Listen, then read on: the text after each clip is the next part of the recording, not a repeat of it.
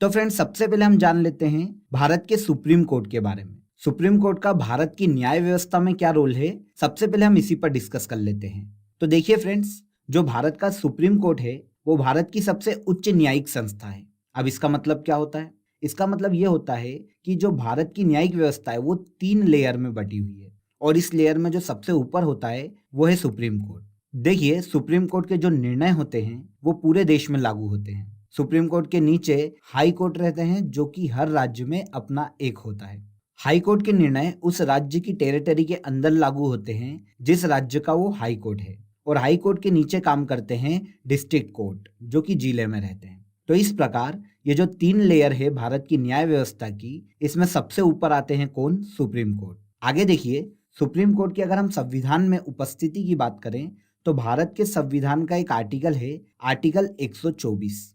इसे याद रखिएगा फ्रेंड्स, आर्टिकल 124 में भारत के सुप्रीम कोर्ट का उल्लेख किया गया है। संविधान की अगर हम बात करें तो भारत के संविधान में 395 आर्टिकल हैं और 12 अनुसूचियां हैं। इन 395 आर्टिकल में से आर्टिकल 124 में भारत के सुप्रीम कोर्ट का उल्लेख किया गया है। ओके, आगे देखिए, सुप्रीम कोर्ट ही संविधान का संरक्षक कहलाता है और इसे ही संविधान की व्याख्या करने का अधिकार है। किसे? सुप्रीम कोर्ट को। अब इसका क्या मतलब होता है? फ्रेंड्स, इसका मतलब होता है अगर संविधान के किसी भी आर्टिकल को डिफाइन करना है या उसकी डेफिनेशन देना है तो उसकी व्याख्या करने का अधिकार किसको है? सुप्रीम कोर्ट को। और संविधान पे अगर कोई भी विवाद उत्पन्न होता है तो उसका निपटारा भी कौन करेगा? सुप्रीम कोर्ट ही करेगा। भारत का जो सुप्रीम कोर्ट है, जो कि नई दिल्ली में है, वो 28 जनवरी 1950 को स्थापित हुआ था। मतलब भारत के सुप्रीम कोर्ट की स्थापना कब हुई थी? 28 जनवरी 1950। इसे याद रखिएगा। आगे बढ़ते हैं। आगे देखिए, अगर हम सुप्रीम कोर्ट के न्यायाधीशों की संख्या की बात करें तो सुप्रीम कोर्ट के जो न्यायाधीश हैं, जब सुप्रीम कोर्ट की स्थापना हुई थी, सुप्रीम कोर्ट की स्थापना कब हुई थी? 28 जनवरी 1950। जब सुप्रीम कोर्ट की स्थापना हुई थी तब इसके न्यायाधीशों की संख्या थी 7+1। अब ये 7+1 क्या है? तो 7 हैं अन्य न्यायाधीश और 1 है मुख्य न्यायाधीश। इसे कहा जाता है चीफ जस्टिस। याद रखिएगा इसे। तो जब 28 जनवरी 1950 को सुप्रीम कोर्ट की स्थापना हुई थी तब सुप्रीम कोर्ट में 7 अन्य न्यायाधीश थे और 1 मुख्य न्यायाधीश था। लेकिन अगर हम वर्तमान की बात करें तो प्रेजेंट में सुप्रीम कोर्ट में कुल मिला के 34 जज हैं। इसमें से 33 अन्य न्यायाधीश और 1 है मुख्य न्यायाधीश। यहाँ पर एक इंपॉर्टेंट चीज ध्यान रखिएगा दोस्तों, कि जो सुप्रीम कोर्ट का चीफ जस्टिस होता है वही भारत का चीफ जस्टिस कहलाता है, मतलब CJI। इसे कहा जाता है चीफ जस्टिस ऑफ इंडिया। तो देखिए फ्रेंड्स, 11 अगस्त 2020 को सुप्रीम कोर्ट ने पैतृक संपत्ति में जो महिलाओं को मिलने वाला अधिकार है उस पर अपना निर्णय सुनाया है। किसने सुनाया है? सुप्रीम कोर्ट ने। तो देखिए फ्रेंड्स, सुप्रीम कोर्ट का ये जो निर्णय आया है, ये हिंदू उत्तराधिकार संशोधन अधिनियम जो था, जो 2005 में लागू किया गया था, इसके संबंध में दिया गया है। अब हिंदू उत्तराधिकार संशोधन अधिनियम जो कि 2005 में लाया गया था, इसमें क्या प्रावधान है, इस पर हम आगे डिस्कस करेंगे। आगे देखिए, सुप्रीम कोर्ट ने अपना जो ये निर्णय दिया है, इसमें उसने महिलाओं को पैतृक संपत्ति में को पार्सनर घोषित किया है। अब को पार्सनर का मतलब होता है हम वारिस। मतलब सुप्रीम कोर्ट ने कहा है कि जो हिंदू महिलाएं हैं उन्हें भी अपने पिता की संपत्ति में भाई के समान ही समान अधिकार रहेगा। पहले क्या होता था कि जो पिता की संपत्ति थी उसमें महिलाओं को सीमित अधिकार दिए जाते थे, लेकिन अब जो पिता की पूरी संपत्ति है उसमें बेटा हो और बेटी हो, उन दोनों को ही बराबर अधिकार दिया जाएगा, ऐसा सुप्रीम कोर्ट का कहना है।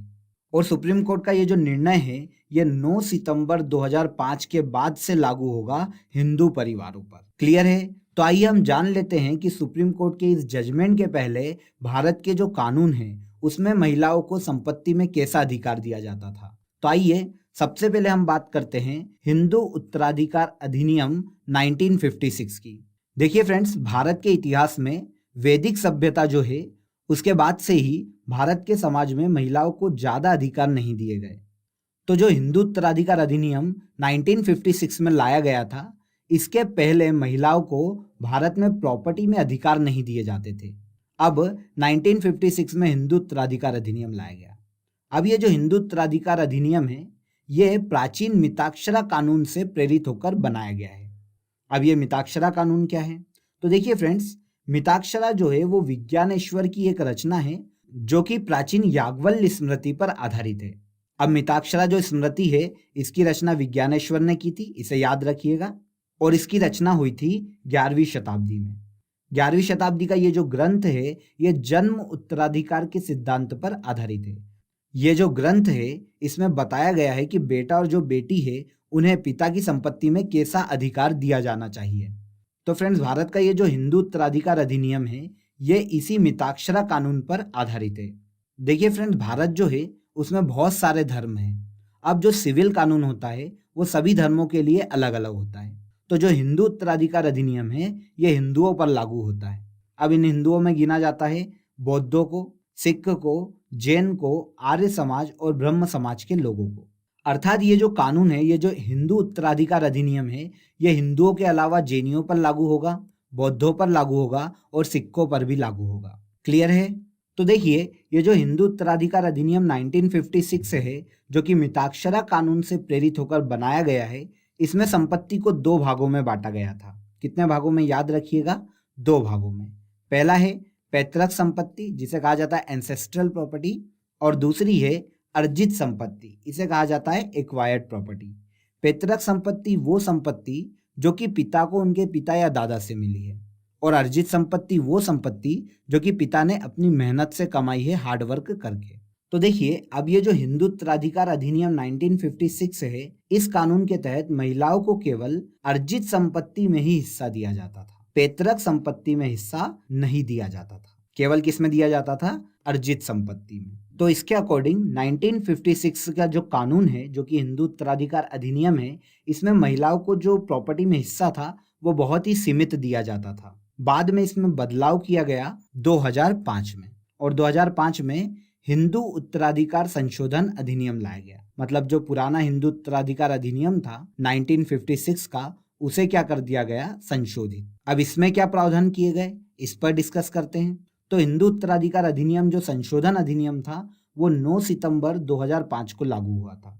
इसे याद रखिएगा, 9 सितंबर 2005 को लागू हुआ था हिंदू उत्तराधिकार संशोधन अधिनियम। अब ये जो संशोधन था, इस संशोधन के तहत जो महिलाएं हैं उन्हें पिता की संपूर्ण संपत्ति में बराबर का अधिकार दे दिया गया। मतलब अब चाहे वो अर्जित संपत्ति हो चाहे वो पैतृक संपत्ति, दोनों संपत्तियों में महिलाओं को बेटों की तरह बराबर अधिकार दिया गया। ओके, लेकिन देखिए ये जो संशोधन था इसमें एक कंडीशन रख दी गई, और वो कंडीशन ये थी कि महिलाओं को पैतृक संपत्ति में हिस्सा तब दिया जाएगा जब पिता की मृत्यु 9 सितंबर 2005 के पहले नहीं हुई हो। मतलब अगर 9 सितंबर 2005 मतलब जिस दिन ये कानून लागू हुआ था, इस दिन के पहले अगर पिता की मृत्यु हो चुकी है तो महिलाओं को यहाँ भी पैतृक संपत्ति में कोई हिस्सा नहीं दिया जाता था। तो फ्रेंड्स, ये जो कानून था इस वक्त तक जो जेंडर इक्वलिटी है उसके विरोध में था। लेकिन फ्रेंड्स, अब जो सुप्रीम कोर्ट ने निर्णय दिया है उसमें उसने 2005 का जो संशोधन था उसे ही चेंज कर दिया है। सुप्रीम कोर्ट ने अपने वर्तमान निर्णय में कहा है कि महिलाओं को पिता की संपत्ति में भाई के समान ही अधिकार होगा, भले ही पिता की मृत्यु 9 सितंबर 2005 के पहले ही क्यों ना हो गई हो। तो आइए फ्रेंड्स, हम हिंदू उत्तराधिकार अधिनियम 1956 और उसमें जो संशोधन हुआ था 2005 में, और वर्तमान का जो सुप्रीम कोर्ट का फैसला है, इन तीनों में क्या डिफरेंस है इस पर चर्चा कर लेते हैं। तो देखिए फ्रेंड्स, हिंदू उत्तराधिकार अधिनियम जो कि 1956 में लाया गया था, इसके तहत महिलाओं को केवल अर्जित संपत्ति में हिस्सा दिया जाता था, पैतृक संपत्ति में नहीं दिया जाता था। बाद में जब इसे संशोधित किया गया 2005 में, तो इस संशोधन में अर्जित और पैतृक संपत्ति दोनों में हिस्सा तो दिया जाता था, लेकिन तब जब पिता की मृत्यु 9 सितंबर 2005 से पहले नहीं हुई हो। लेकिन अब जो सुप्रीम कोर्ट का डिसीजन आया है, जो कि 11 अगस्त 2020 को सुप्रीम कोर्ट ने दिया है, सुप्रीम कोर्ट के इस निर्णय के अकॉर्डिंग अब महिलाओं को पिता की संपत्ति में पूर्ण अधिकार होगा। भले ही पिता की जो मृत्यु है वो 2005 मतलब कि 9 सितंबर 2005 के पहले ही क्यों ना हो गई हो, तो भी महिलाओं को संपत्ति में पूर्ण अधिकार दिया जाएगा, चाहे वो पैतृक संपत्ति हो चाहे वो अर्जित संपत्ति हो। तो फ्रेंड्स, अब आपके दिमाग में क्वेश्चन आ रहा होगा कि सुप्रीम कोर्ट द्वारा महिलाओं को प्रॉपर्टी में अधिकार देने की ये जरूरत क्यों पड़ी। तो देखिए इसका मुख्य कारण है मौलिक अधिकारों की रक्षा किया जाना। जैसा कि हमने पहले डिस्कस किया था कि जो सुप्रीम कोर्ट है वो संविधान का संरक्षक होता है। क्योंकि सुप्रीम कोर्ट संविधान का संरक्षक है, इसीलिए मौलिक अधिकार इसकी भी रक्षा करने का उत्तरदायित्व किसके ऊपर है? सुप्रीम कोर्ट के ऊपर। तो अब क्वेश्चन आता है कि सुप्रीम कोर्ट के इस निर्णय से कौन से मौलिक अधिकार की रक्षा होती है?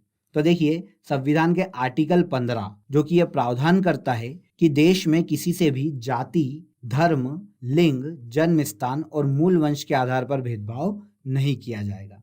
अब 2020 के पहले प्रॉपर्टी में जो महिलाओं को ये सीमित अधिकार दिए जा रहे थे, ये लिंग के आधार पर भेदभाव था, जेंडर के आधार पर किया जाने वाला भेदभाव था। इसे ही खत्म करने के लिए दिया गया है। किस आर्टिकल की रक्षा के लिए? आर्टिकल 15 की रक्षा के लिए। तो देखिए फ्रेंड्स, सुप्रीम कोर्ट का ये जो डिसीजन रहा है, जो कि महिलाओं को प्रॉपर्टी में अधिकार को लेकर दिया गया है, ये जेंडर इक्वलिटी की दिशा में एक बहुत ही महत्वपूर्ण कदम के रूप में देखा जा रहा है। तो फ्रेंड्स, सबसे पहला क्वेश्चन है, भारत के संविधान में सुप्रीम कोर्ट का उल्लेख किस आर्टिकल में किया गया है? तो याद रखिएगा, सुप्रीम कोर्ट का उल्लेख भारत के संविधान के आर्टिकल 124 में किया गया है। सुप्रीम कोर्ट की स्थापना किस वर्ष हुई थी? तो सुप्रीम कोर्ट की स्थापना हुई थी 28 जनवरी 1950 को। और वर्तमान में सुप्रीम कोर्ट के न्यायाधीशों की संख्या कितनी है? तो सुप्रीम कोर्ट के न्यायाधीशों की वर्तमान संख्या है 33+1। इसमें 33 जो है वो अन्य न्यायाधीश है और एक जो है वो मुख्य न्यायाधीश है, मतलब चीफ जस्टिस ऑफ इंडिया। आगे देखिए, हिंदू उत्तराधिकार अधिनियम जो लाया गया था वो किस वर्ष लाया गया था? तो याद रखिएगा, हिंदू उत्तराधिकार अधिनियम लाया गया था 1956 में। और ये हिंदू उत्तराधिकार अधिनियम किससे प्रेरित होकर लिखा गया है? तो ये बनाया गया है मिताक्षरा कानून से प्रेरित होकर। आगे देखिए, हिंदू उत्तराधिकार संशोधन अधिनियम देश में किस वर्ष लागू किया गया था? तो ये लागू किया गया था 2005 में। अगर डेट पूछ ले तो 9 सितंबर 2005 को लागू किया गया था। भारत के संविधान के आर्टिकल 15 में किसका उल्लेख किया गया है? तो भारत के संविधान के आर्टिकल 15 के अनुसार देश में जाति, धर्म, लिंग, जन्म स्थान और मूल वंश के आधार पर भेदभाव नहीं किया जाएगा। इसे याद रखिएगा, 5 आधारों पर भेदभाव नहीं किया जाएगा आर्टिकल 15 के तहत। वो कौन कौन से हैं? जाति, धर्म, लिंग, जन्म स्थान और मूल वंश। तो फ्रेंड्स, ये कुछ इंपॉर्टेंट क्वेश्चन थे जो